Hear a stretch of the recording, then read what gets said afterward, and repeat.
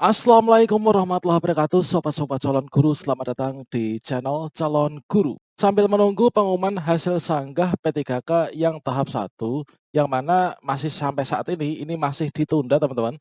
Seperti yang disampaikan oleh Bu Nunuk Suryani beberapa waktu lalu, yang mana di sana disampaikan bahwa untuk pengumuman hasil sanggah satu dan pengumuman pemilihan formasi yang tahap 2 ini mengalami kemunduran dan kita pantau saja teman-teman untuk revisi jadwal yang akan disampaikan di portal resmi guru-p3k.kemdikbud.go.id. Bagi sobat-sobat calon guru yang tidak lolos di ujian P3K tahap satu, tentunya di sini nanti kita menunggu untuk seleksi di tahap 2 ya, yang mana kita pantau terus untuk jadwal pembukaan formasinya. Jika kita mendengar kata-kata ujian P3K guru di tahap 2, tentunya di sana kita selalu berasumsi teman-teman. Yang mana ada ya banyak yang mengatakan selalu ada kabar gembira terus itu ya, yaitu kabar gembira ujian P3K tahap 2 dan lain sebagainya. Nah, sobat-sobat semuanya, pada seleksi P3K guru di tahap 2, ini nanti kira-kira lolos tahap 2 itu lebih mudah ataukah lebih sulit? Lolos tahap 2 itu lebih ringan ataukah lebih berat, teman-teman?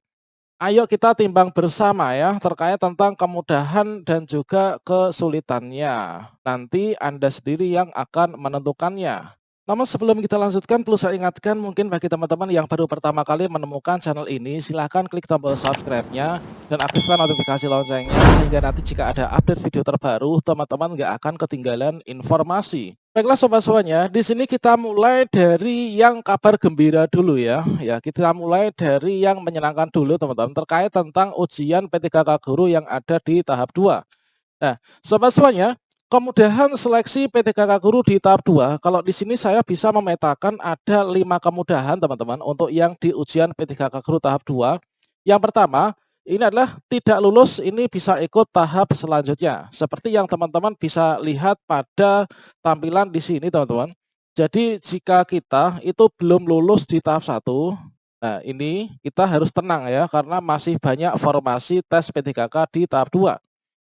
Disajikan di sini teman-teman, yaitu dari 322.665 formasi yang ada, ini baru 173.329 guru honorer yang lulus ujian seleksi kompetensi tahap satu, masih ada 149.336 formasi yang belum terisi.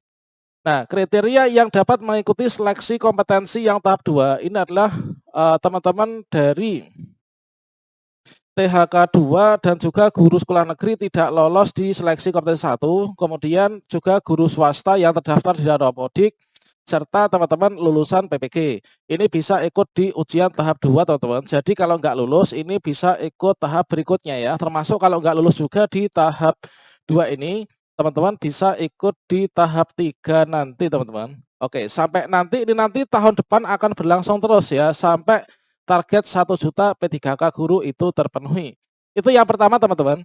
Kemudian untuk yang kedua, ini adalah di tahap 2, ini kita bebas memilih formasi teman-teman. Jadi nanti kondisinya itu adalah sudah seperti ini ya. Ketika kita itu ingin mendaftar formasi, memilih formasi, maka di sini nanti berdasarkan dari jenis seleksi kita, instansi yang ada di tempat kita, serta disesuaikan dengan pendidikan, ijazah, kualifikasi akademik ataupun sertifikat pendidik yang kita miliki, maka nanti akan ditunjukkan oleh sistem ya, yaitu formasi mana saja yang bisa kita pilih untuk di tahap 2 ini. Jadi kita bebas untuk memilih formasi. Makanya teman-teman saat ini bisa melakukan tracking ya dan tracing dari hasil seleksi yang tahap 1 kemarin. Kira-kira tahap 2 teman-teman mau pilih yang mana ya? Kemudian untuk yang ketiga teman-teman, yaitu nilai tes di tahap 1 ini bisa dipakai di tahap 2. Contohnya ini adalah seperti ini teman-teman.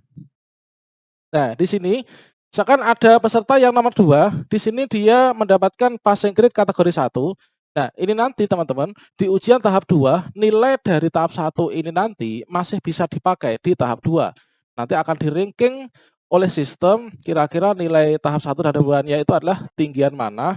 Kalau tinggiannya 1, maka nanti itulah yang akan dipakai teman-teman.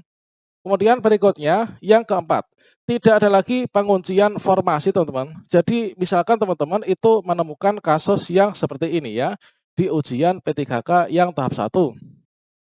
Nah di sini dalam ujian P3K tahap 1, Jika X ini TL, maka Y ini meskipun dia P1 tidak akan bisa L. Dikarenakan untuk tahap 1 itu masih ada prioritas guru induk.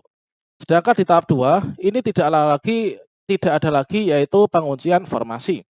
Artinya meskipun di sini ada guru induk yang tidak lulus, nah di tahap 2 ini ada guru non induk yang lulus, entah itu lulusan PPG ataupun guru swasta, maka ini nanti bisa mengisi formasi yang ada di tahap 2 ini teman-teman. Itu adalah untuk yang keempat. Kemudian yang kelima, ini berlaku 3 passing grade teman-teman. Jadi sangat dipermudah ya. Nah, berlaku 3 passing grade, yang mana passing grade 1 ini adalah nilai ambang batas 1, ini berdasarkan pada Permen Pan RB yang pertama 1127, yang mana untuk manajerial sosiokultural itu 130, wawancara 24. Kemudian untuk yang apa itu teknisnya, itu adalah kalau kemarin misalkan PAE itu 325 ya. Kalau guru kelas SD itu adalah sekitar 320-an lah ya. Kemudian, nah ini teman-teman untuk mempermudah menjaring banyaknya supaya bisa lulus, ini diturunkan teman-teman, diturunkan. Nah ini, nah diturunkan teman-teman dari kategori 1, ini kalau nggak ada di sini nanti bisa diberlakukan ke passing grade kategori 2, yaitu ini khusus untuk teman-teman Bapak Ibu guru yang usia di atas 50 tahun ya. Yang mana untuk nilai teknis di sini tidak dihitung ya, dibebaskan gitu teman-teman. Kemudian untuk yang manajerial sosiokultural ini diturunkan, ya turunkan 20 poin menjadi 110, wawancara ini diturunkan menjadi 20 poin saja teman-teman. Kemudian kalau misalkan di sini nggak ada yang lulus juga, maka untuk target supaya ada yang bisa mengisi formasi, di sini diberlakukan kategori 3, yaitu passing grade kategori 3. Yang mana ini adalah berasal dari passing grade kategori 1 yang diturunkan pada bagian kompetensi teknisnya teman-teman. Sedangkan untuk yang kompetensi manajerial dan juga sosiokultural serta wawancara ini adalah tetap sama. Itu adalah untuk kabar gembira terkait tentang ujian P3K Guru yang tahap 2. Berikutnya saatnya kita membahas terkait tentang mungkin yang akan membuat kita harus bisa mengatur strategi sejak sekarang ya, yaitu fakta yang memberatkan tes P3K Guru tahap 2. Nah, nanti teman-teman bisa atur strategi dari sekarang. Yang mana di sini kalau misalkan kita lihat dari perspektif teman-teman guru sekolah negeri dan juga THK 2 yang tidak lulus di tes P3K tahap 1. Setidaknya ada 4 fakta seleksi tahap 2 itu dapat dianggap lebih berat teman-teman. Yang mana ini nanti kita harus bersiap kalah dan juga menelan pil pahit. Benarkah akan ada migrasi guru? Kemudian seleksi tahap 2 itu apakah lebih berat? Optimis lulusnya itu kira-kira berapa persen? Nah, sekarang coba kita cek bersama ya. Nah, teman-teman, yang pertama, formasi tahap 2 ini tentunya semakin mengerucut ya, tidak sama dengan di tahap 1. Akan lebih sedikit lagi teman-teman, dikarenakan sudah banyak yang lolos ya di tahap 1. Misalkan di sini total formasi P3K guru di Kabupaten Tutor Tinular, di sini ada 385 untuk guru kelas SD, mapel SD, kemudian SMP. Nah, berikutnya di sini untuk penyebab dari tahap 2 ini formasinya semakin mengerucut itu diantaranya adalah karena formasi itu sudah terisi pada tes tahap 1 yang lulus ya. Contohnya, misalkan kondisi formasi guru kelas yang ada di salah satu kecamatan, misalkan Kecamatan Karanganyar. Jumlah SD-nya itu ada 20, kemudian guru honorernya adalah ada 40, ini kita asumsikan dari satu sekolah itu ada 2 guru honorer. Tentu saja di daerah lain itu lebih dari 2 teman-teman. Ada yang 5 guru honorer, ada yang 4 guru honorer. Maka di sini bisa jadi untuk jumlah guru honorer ini bertambah ya. Nah, sedangkan dari 20 sekolah yang ada di kecamatan ini, yang membuka formasi itu hanya 15 saja ya. Kemudian yang lulus di tahap 1 ini ada 12, berarti sisa formasi yang nanti dibuka di tahap 2 ini hanya sisa 3 formasi teman-teman. Nah, sehingga di sini sisa formasi ini tinggal 3 formasi, jumlah guru honorer yang belum lulus tahap 1 ini ada 28 orang. Nah, berikutnya teman-teman, yang kedua bertambahnya pesaing ya. Jadi seperti yang kita ketahui bahwa untuk peserta ujian P3K Guru yang tahap 2 ini diikuti oleh yang pertama guru honor sekolah negeri dan juga dari teman-teman THK 2 yang nggak lolos di tes P3K tahap 1. kemudian ditambah guru sekolah swasta dan juga lulusan PPG. Mereka itu semua akan berebut ya, memperebutkan formasi yang ada di tahap 2 ini. Berikutnya contoh kondisi tadi yang ada di Karanganyar, teman-teman. Jadi misalkan, yang di sini sisa formasi yang diperebutkan itu tinggal ada 3 formasi saja. Di sini sisa formasinya 3, jumlah honorer yang belum lulus di tahap 1 dari sekolah negeri dan THK 2 itu masih ada, 28 orang. Kemudian nanti akan dapat tambahan saingan baru, teman-teman, yaitu mereka adalah, guru sekolah swasta yang jumlahnya juga belum kita bisa ketahui dan juga lulusan PPG sesuai dengan domisilinya. Kita juga belum bisa ketahui, mereka itu jumlahnya berapa. Itu, teman-teman. Kemudian yang ketiga, persaingan tidak seimbang ya. Nah, Arya Kamandanu dan Arya Dwi Pangga memperebutkan mesin misalkan. Nah, di sini, teman-teman, yang satu ini memiliki senjata dan yang satu ini tidak memiliki senjata atau memiliki senjata yang minim gitu ya. Untuk memperebutkan sang bidadari tentunya ada strategi-strategi yang teman-teman ini harus bisa terapkan ya.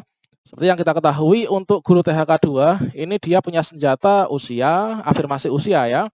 15%, kemudian THK 2 10%, disabilitas 10%.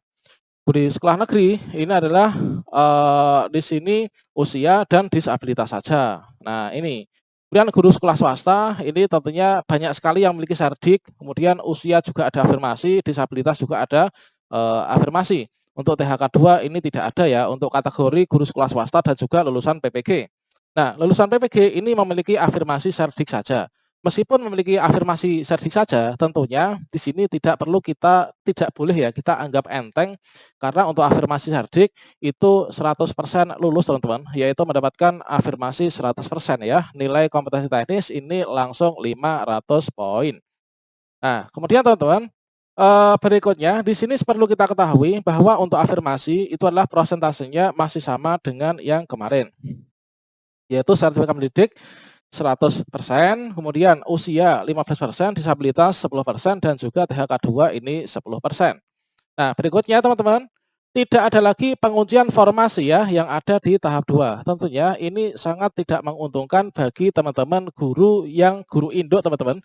Jadi kalau misalkan di sekolah kita ada formasi, kita adalah guru induk di sana, maka nanti kita nggak bisa lagi mengunci formasi di sana. Jika nanti nilai kita kalah dengan pesaing dari luar, maka kita akan tersingkir ya. Pesaing dari luar itu yang dapat nilai tertinggi berdasarkan ranking PG1, PG2 ataupun PG3, maka merekalah yang akan lolos di tahap 2 ini. Nah, itu teman-teman. Jadi nanti akan beda beda lagi ya kondisinya. Di sini kalau misalkan di tahap 1 kemarin, ketika kita guru induk melamar di guru induk di sekolah induk, maka tampilannya seperti ini. Untuk di tahap 2, maka nanti peserta dari pesaing kita itu akan bisa menemukan sekolah kita ya. Sekolah kita yang sudah kita lamar ini, mereka bisa ikut berkompetisi di sana, teman-teman. Nah, sehingga nanti akan ada bedanya ujian, tahap 1 dan juga tahap 2 seperti ini ya. Jadi kemungkinan saja kalau misalkan di tahap 1, di sini jika X TL maka Y ini enggak ada status L. Namun nanti sebaliknya kalau di tes tahap 2, meskipun XTL, guru induk nggak lulus, nanti guru non induk yang lulus, maka mereka yang akan L, yang akan bisa lulus mengisi formasi di tempat kita.